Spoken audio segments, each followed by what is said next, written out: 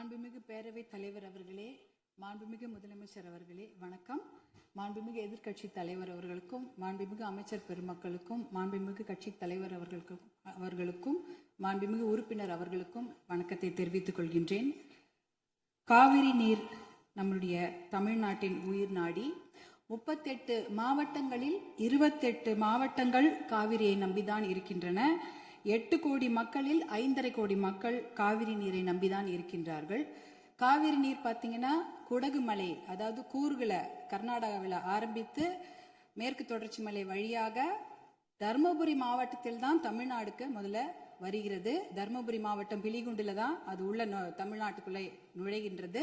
கிட்டத்தட்ட 800 கிலோமீட்டர் அது டிராவல் பண்றாங்க. அந்த காவிரி நதி பார்த்தீங்கன்னா 800 கிலோமீட்டர் கர்நாடகாவிலிருந்து தமிழ்நாட்டுக்குள்ள டிராவல் பண்றாங்க. அந்த காவிரி நீர் வந்து பிலிகுண்டுலேருந்து ஒகேனக்கல் வருது. அதுக்கப்புறம் மேட்டூர் அணையை நிரப்பிட்டு பவானி, ஈரோடு, திருச்சி போன்ற இடங்கள்லாம் வந்துட்டு கடைசியாக பூம்புகார்ல கடல்ல கலக்கிறது. இதுதான் அந்த Kaveri நீருடைய travel map.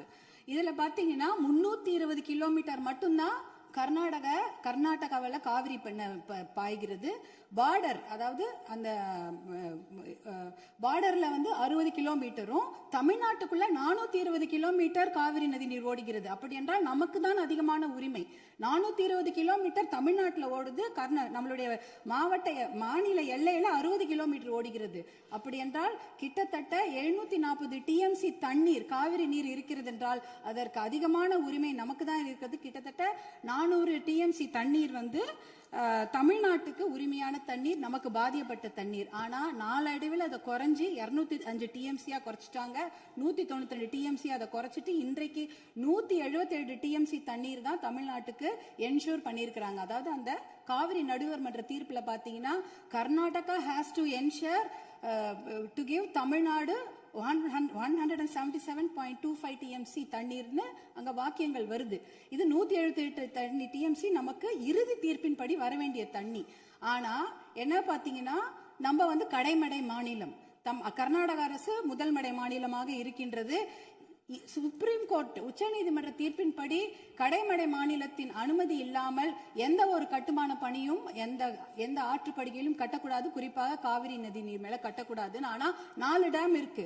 1931 Krishnarajasagar dam இருக்கு. அது வந்து ஆங்கிலேயர் காலத்தில் கட்டப்பட்ட டேம். அதற்கப்புறம் 1970களில் 3 டேம் கட்டியிருக்காங்க. ஹாரங்கி, கபினி, ஹேமாவத்தின்னு. இந்த 4 டேமும் சேர்த்து இந்த அணைகள்ல கிட்டத்தட்ட 115 டிஎம்சி தண்ணீர் தேக்கி வைக்க முடியும். மேகதாட்டுல புதுசாக அணை கட்டினாங்கன்னா அதுல 70 டிஎம்சி தண்ணீர் தேக்கி விட முடியும். அப்படி பார்த்தீங்கன்னா கொள்ளளவு 185 டிஎம்சி தண்ணீரை கர்நாடக அரசு தேக்கி வைத்து விட முடியும். நமக்கு வர வேண்டிய 177 டிஎம்சில ஒரு சொட்டு நீர் கூட தமிழ்நாட்டுக்கு வர முடியாது. அப்படி என்றால் டெல்டா மாவட்டம் பாலைவனமாகிவிடும். குடிநீருக்கு மிகப்பெரிய பிரச்சனை ஏற்பட்டுவிடும். ஏன்னா 5.5 கோடி மக்கள் அந்த காவிரி தண்ணியை தான் நம்பி இருக்கிறாங்க. இதனால மிகப்பெரிய பிரச்சனை ஏற்பட்டுவிடும். அதுல பாத்தீங்கன்னா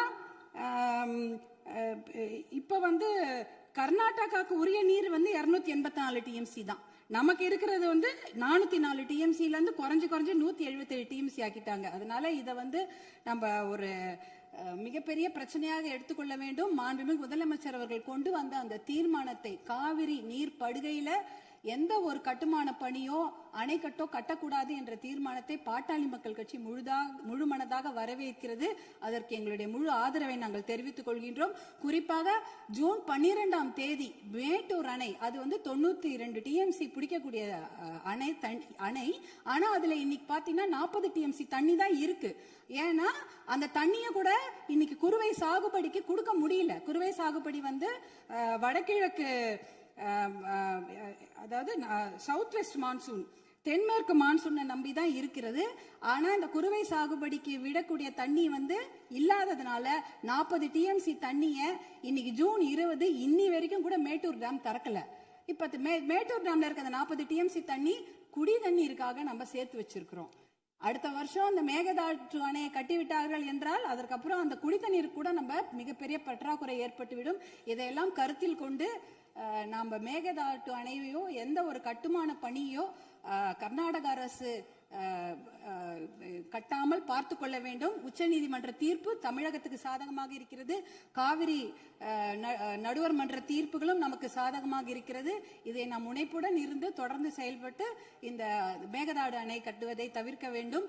அதற்காக மாண்புமிகு முதலமைச்சர் கொண்டு வந்த இந்த தீர்மானத்தை பாட்டாளி மக்கள் கட்சி முழு மனதாக வரவேற்று ஆதரவளிக்கிறது.